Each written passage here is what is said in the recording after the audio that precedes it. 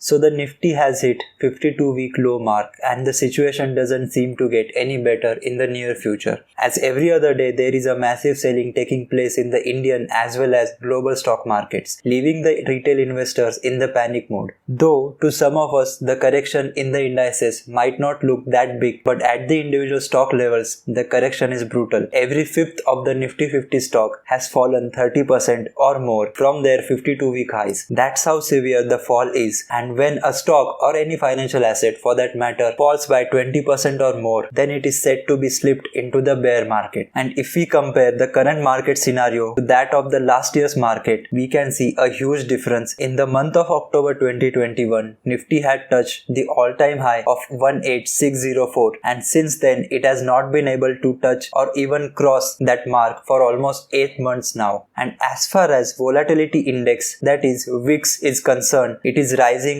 and gaining strength day by day. And as a retail investor, it is quite obvious to be worried and go into a panic mode. And maybe there are a lot of newbie investors as well who had started investing in the rally that came after the pandemic crash and are yet to experience a bear market. So in this video, we will discuss and try to find what exactly are the reasons behind this fall in the stock market. So the first reason is global sell-off by foreign investors. The FIIs, or we can also say foreign institutional investors, are one of the major players in the Indian stock market, and they can be credited with the responsibility of the frequent downfalls in the Indian stock market. The FIIs started selling heavily in the month of October 2021 when both the indices Nifty and Sensex hit their all-time highs, and since then the FIIs have sold the shares worth of 2 lakh crore rupees, which is almost 4 times high than the 52,987 crore they had sold during the 2008 great financial crisis. And this relentless selling from the FIIs is putting a huge pressure on the Indian stock markets. This selling spree is still going on and Nifty has hit the 52-week low point as well. So the second reason is recession fears in the US. So recently the GDP growth rate of the US for the first quarter of 2022 came out and it has got shrunk as compared to the previous quarter. So there is a fear among investors related to the GDP growth rate for the next quarter, which is the April to June quarter. What if the GDP growth rate falls further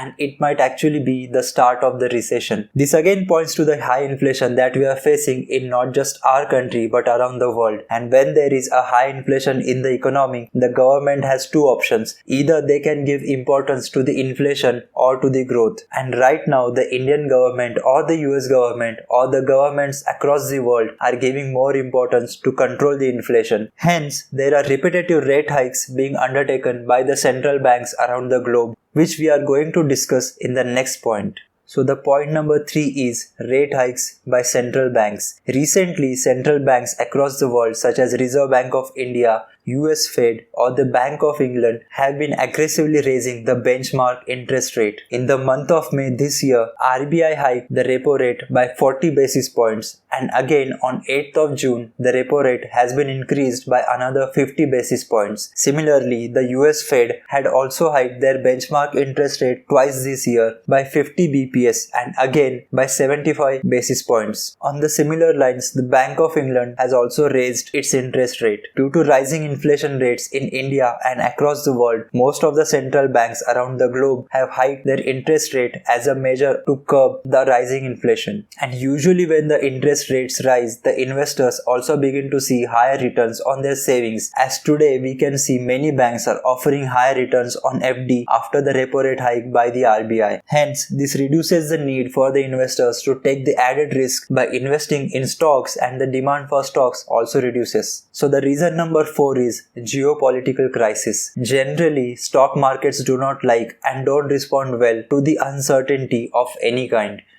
Be it the 2020 pandemic crash or 2008 housing bubble or the recent war that broke out between Russia and Ukraine almost 4 months ago. And due to this geopolitical crisis, the stock markets across the world are facing the heat. The outcome of this conflict between the two nations is not at all favorable, with all kinds of sanctions being put out on Russia by the Western nations. and this has resulted in sudden rise in the prices of commodities, especially crude oil and the metals. This ongoing war has disrupted the supply chain in the commodity market, and some of the sanctions will have even longer consequences as the peaceful resolution of the situation is out of sight. All of this has made stock markets very shaky, and India is no exception to this. So the final reason is high inflation. So the retail inflation rate in India has hit a mark of 8% in this year. And in the US, the inflation is at 40-year high, and such a scenario is not at all good for an economy like the USA, because it is a huge economy, and if something is wrong with it, then it is going to have an adverse effect on the economies around the world. Like they say, if the US sneezes, the whole world catches the cold. Similar problem of inflation is being faced by almost each and every economy around the world. The rising prices of essential goods are causing problems in every household across the nation. This has led to cutback on spending by retail investors and withdrawal of funds from their investments. The hopes of cutting down or curbing the inflation rate are very bleak in the near future, and there are no signs of improvement. And the investors are pulling out their money from the stock market. This is because when the inflation is high, none of the investors want to hold on to a stock which is not gaining, and hence the sell-off begins. So now that we know the important reasons behind the stock market fall, but the million-dollar question is when this correction in the stock market is going to stop. And honestly saying, no one knows. Not even the biggest investors, then the least of us retail investors. If you have watched the movie Wolf of Wall Street, there is a scene where Mark Hanna explains Jordan Belfort how the stock market works, and he says the number one rule on the Wall Street is it doesn't matter if you are Warren Buffett or Jimmy Buffett, nobody knows where the stock market is going to go up, down, sideways or run in the circles than least of us stockbrokers. In the same way guys, our job as a retail investor is to have the confidence and conviction on the stocks or the mutual funds that we have selected, and stop worrying about when the markets will bottom out. Because when we have complete knowledge about the investment that we are going to make, automatically this will increase our confidence on it, and this confidence will lead to the conviction holding on to it during the such tough times. I hope you found this video useful and got to learn something new from it. Please press the like button and share it with your friends to make them aware of these things too. Also, please do comment your views and the topics you would like to see a video on. Please subscribe to the channel and press the bell icon so that you will never miss a video from me. I will meet you in the new informative video. Till then, goodbye and take care.